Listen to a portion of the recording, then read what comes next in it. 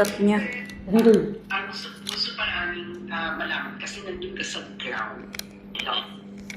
Ano yung napapansin? Luto ang itlog. Nakita mo, wala ang makapag-clear na ang sobo, ang asin ay nagbibigay ng swerte, tagumpay, at proteksyon sa buhay. Anong ang ano? Ito ay mag-isang Oo, totoo. Ang daming nagagawa. papasok ng iyong bahay at buhay. Pero saan nga Dala tayo ng asin mamaya. Ang kandong alagay. Mga lugar na dapat tulad din ng asin. Una ay sa pintuan ng bahay para sa proteksyon at laban sa masama.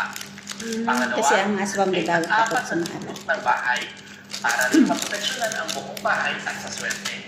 Pangatlo, ay sa dibdib Hello guys! para sa tagumpay at Kain tayo ng egg pizza. sa inyo ba? Sana ay binagtunan kayo Cheese pizza. May pizza pa rin to. May cheese pa rin yung egg pizza. Uy, Hindi naniniwalaan mga kapakbet na ang Oh, sobo pakbet. kasi ay nagbibigay ng swerte, tagumpay at proteksyon sa buhay. papakbet. Trabaho. Ito ay mag-isang pagkaswerte kung nagnanais kang hapakin ang yaman papasok ng iyong bahay at Char, ikaw, mayaman ka na ba? dapat ilagay ang asin sa bahay. Narito na ang mga Lahat lugar na talagyan mo dapat asin yung bahay mo pala. Una, Bawat sulok. diba? Mary, noon naalala ko kapag ka New Year, Ayan o. No? I'm being general Glenchong. hindi na kasi ako niya ina-answer ng cellphone at saka tawag at saka text messages, no? gamit, ang diba? kasi, Ganito yun din sa kubos, Mer. Masarap din. tumawag po sa aming Itlog. maganda at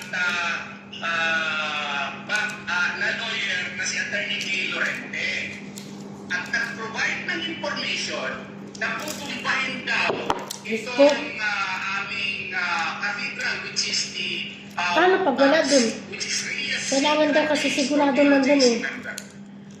yung bata Bago kasi, nila sirain yan. si Attorney Kay I-confirm mo na nila doon. Oo. maganda pa.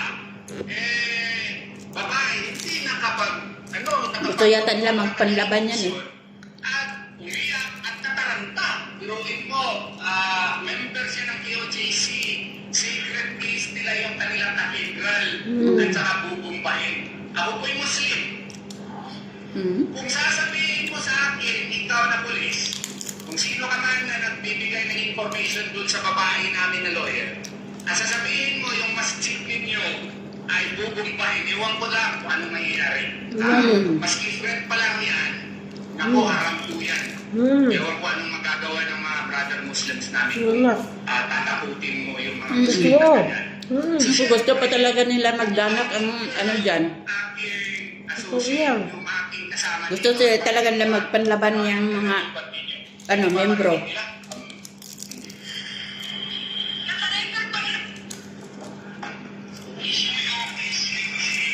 Kaya,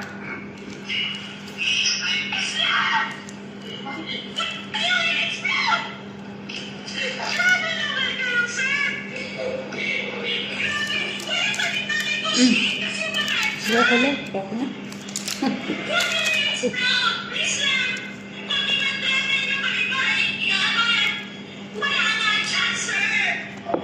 Kawawa naman. Pag nasiray kasi doon sila nagdadasal, di ba? Parang pinakasimbahan nila yun. Doon nga sila nag-ano.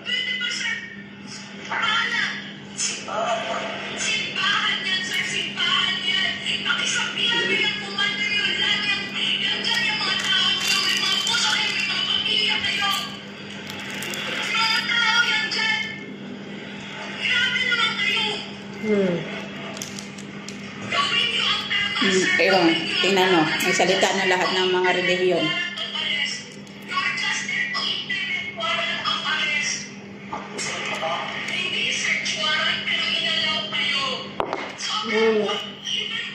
Warrant of arrest, pag wala dyan, maalis ka na. Hindi naman search warrant yung dala eh.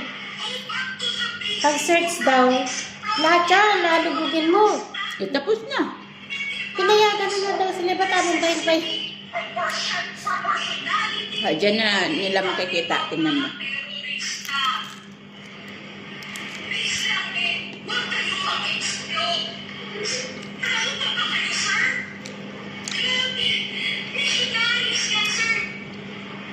Oo nga eh.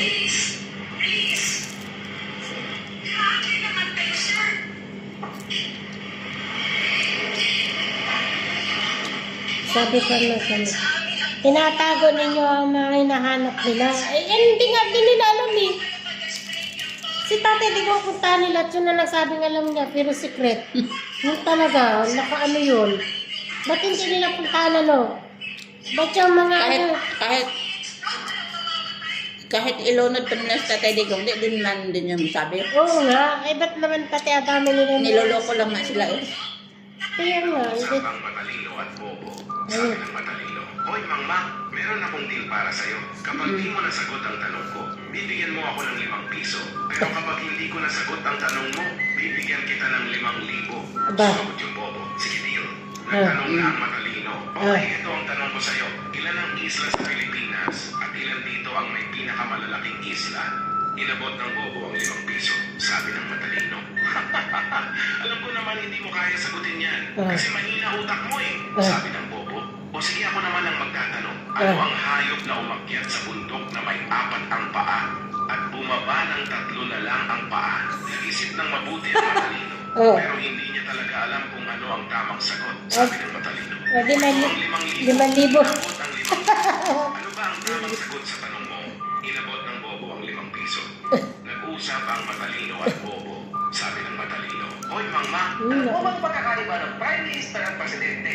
Nagustuhan niyo ang content ka na ganito, so damihan pa natin. O number 1 tayo. Ano pong mga bansa ang may leader na Prime Minister? 3 examples tayo.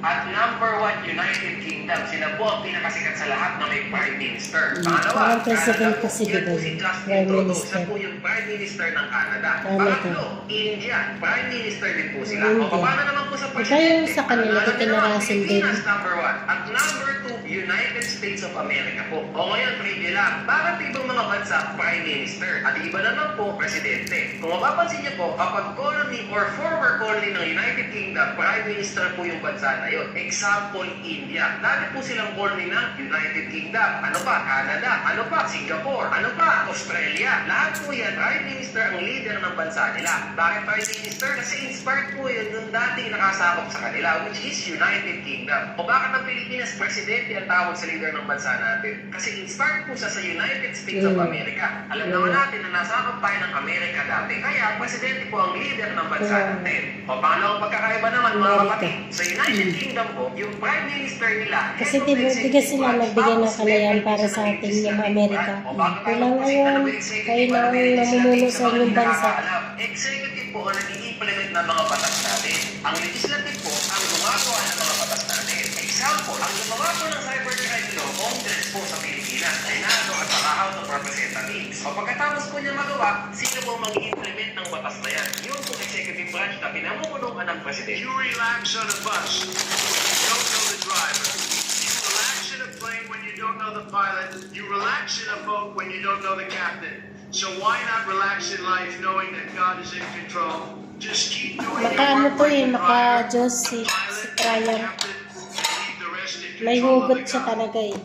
You relax on a bus when Kasi you don't yung know the sino nga yun, si driver. Obama? You relax in a plane when you don't Si, know the ano, pilot. You naging relax in a presidente si boat Obama, when you di don't ba? know the captain. Si So Biden. why not relax in Ngayon, life Si knowing Obama that muna, God is in bago si, control? ano, Just si keep doing Biden. your work like the Si Obama driver, kaya hindi the Kristiyano pilot, yun. and the captain. Parang Leave the Muslim. rest in control of the God. Top 10 countries with the cleanest air. Number 10 is Estonia. Number 9, we've got Ireland. Just steer clear old Frankie down and do what she's like. I love you all. Question 1. What is the square root